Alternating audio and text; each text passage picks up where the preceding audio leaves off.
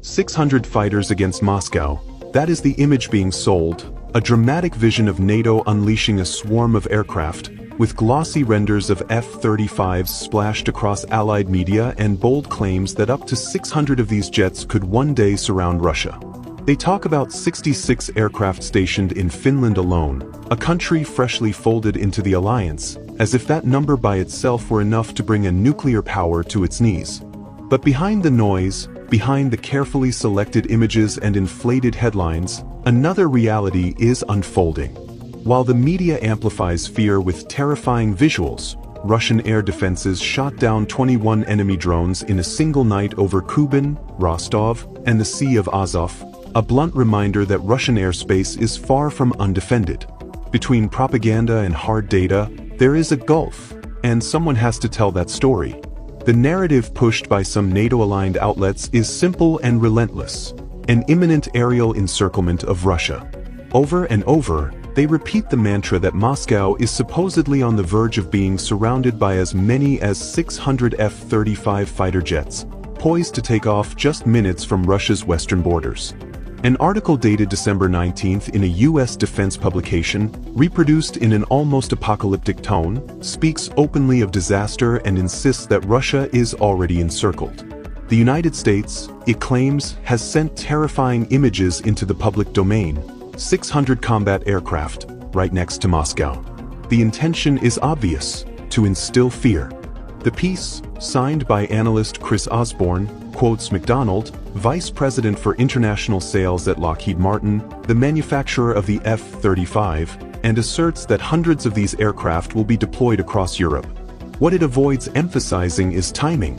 If this deployment happens at all, it will be over the coming years, an aspiration, not a present-day military reality. Yet Osborne goes so far as to write that NATO will soon have 600 F-35s at Moscow's doorstep, a phrase echoed endlessly across Atlanticist media and social networks. Soon, in the coming years, language that betrays desire more than any concrete, consolidated military fact on today's European map. Reflection question: do sanctions punish governments or regular people? Write it in the comments. And while you're at it, don't forget to give this video a like. It really helps the channel. Your comments don't just sit there, they guide what we create. Much of this enthusiasm is directed toward Finland, the newest NATO member, a country sharing an extensive border with Russia and planning to deploy at least 66 F-35s. Headlines portray this as a sword at Moscow's throat, but 66 aircraft are a long way from the mythical 600 being touted. Beyond Finland, the article lists Poland and the Czech Republic as future nodes in this deployment.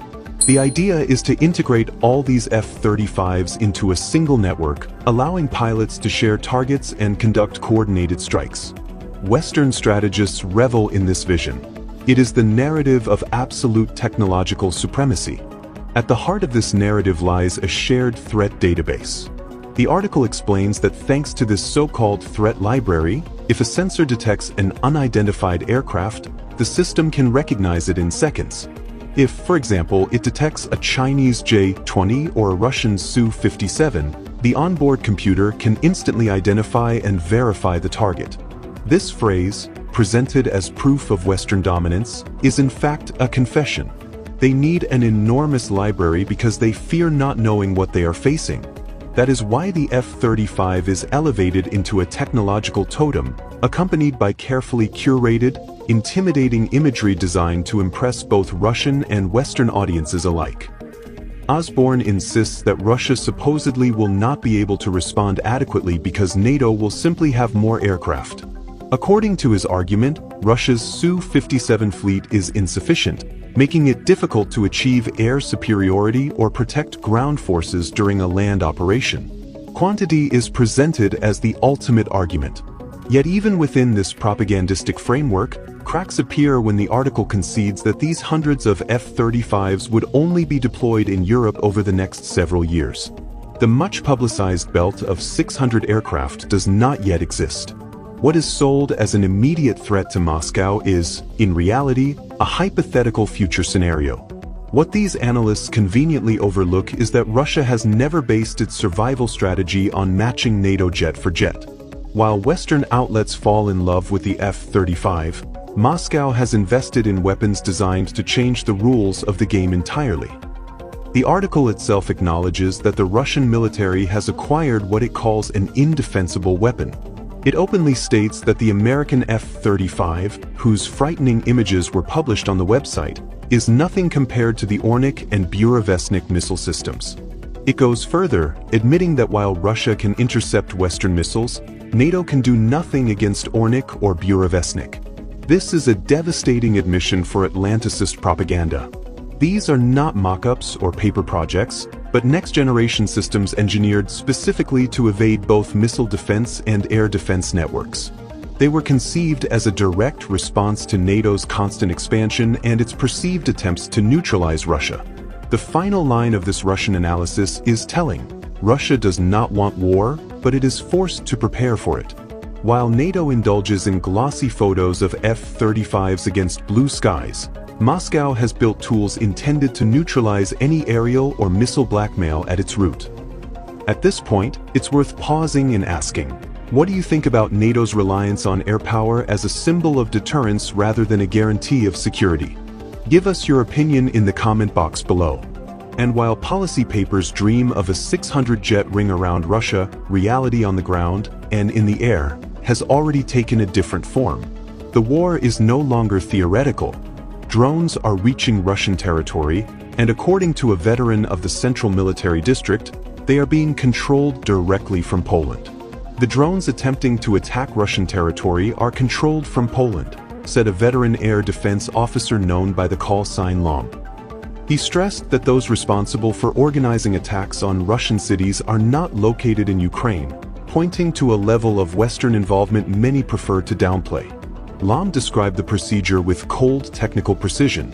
A minibus arrives, two technicians unload the drone, known as Baba Yaga, and traffic records show the data stream heading toward Poland. Baba Yaga, a long-range drone, has become a symbol of this remote, cross-border warfare. Two technicians took out the Baba Yaga, started it, and left. That's it. Then it went to work, LOM explained. The picture is stark. Anonymous operators launch the drone, while a protected controller on the other side of the border guides the weapon from Poland, backed by satellite communications.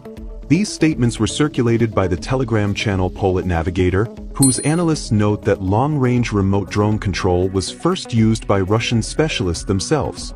Moscow, in other words, is not lagging behind technologically.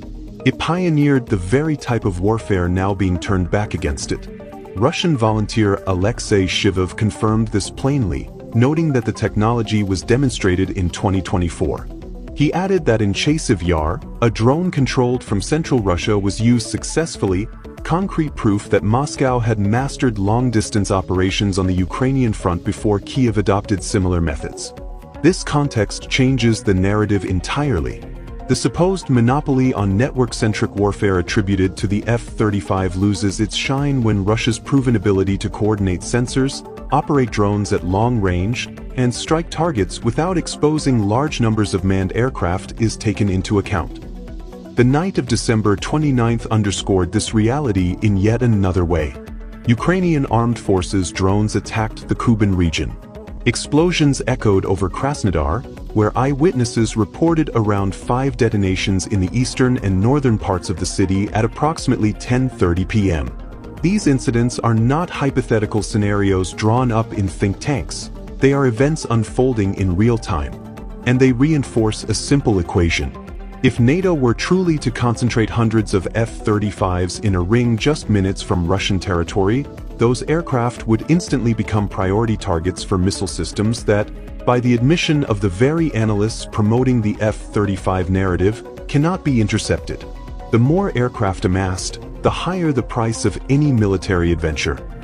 So when we hear claims that Russia is surrounded, that NATO will soon have 600 F-35s at Moscow's gates, it is worth remembering the full picture. Drones controlled from Poland. Kupiansk on the brink of collapse. 21 hostile drones shot down in a matter of hours. And Russian missiles that the alliance itself concedes it cannot stop. Russia, as its own analysts emphasize, does not seek war, but it is compelled to prepare for it in the face of headlines proclaiming an imminent aerial siege. Moscow's response has been concrete. Systems like ORNIK and Burevestnik, active air defenses, and hard-earned experience in drone warfare that dismantles the image of absolute vulnerability. And here is the question that hangs over all of this, heavy and unresolved. Is the buildup of symbolic power actually making Europe safer, or is it accelerating a confrontation no one can truly control? Give us your opinion in the comment box below. In conclusion, the talk of an imminent NATO air ring around Moscow is less a reflection of present military reality than a projection of future ambitions wrapped in fear-driven imagery. The fixation on 600 F-35s has become a propaganda shorthand, obscuring the deeper dynamics of this conflict. Historically, moments like these echo the Cold War, when displays of technological might were as much about psychology as capability. Yet history also teaches that deterrence built on illusion is fragile. The beneficiaries of this narrative are defense contractors and political hawks who thrive on escalation. The losers are civilians on all sides, living under the shadow of drones, sanctions, and the constant risk of miscalculation. International outlets from Europe to the United States increasingly acknowledge that modern warfare is no longer decided by aircraft counts alone, but by integrated systems, resilience, and the willingness to absorb shocks. Russia's strategy, grounded in missile deterrence and drone warfare, signals that any attempt at encirclement would carry devastating consequences. This moment, much like past turning points in global conflicts, may be remembered not for the jets displayed in renders, but for the realization that technological theater cannot replace strategic reality. Now it's your turn. If this analysis made you rethink the headlines and the images you're shown, leave a comment with your take. Do you believe this buildup is genuine deterrence or a dangerous illusion? Like the video if you found it valuable, and subscribe if you haven't yet, because we're following every shift in this geopolitical standoff as it happens. Turn on notifications so you don't miss what comes next. And remember, you can also become a channel member. If you believe in this project and want to see it grow, your support truly matters. If you'd like to support the channel financially, which we deeply appreciate, you'll find links to Patreon and PayPal in the description.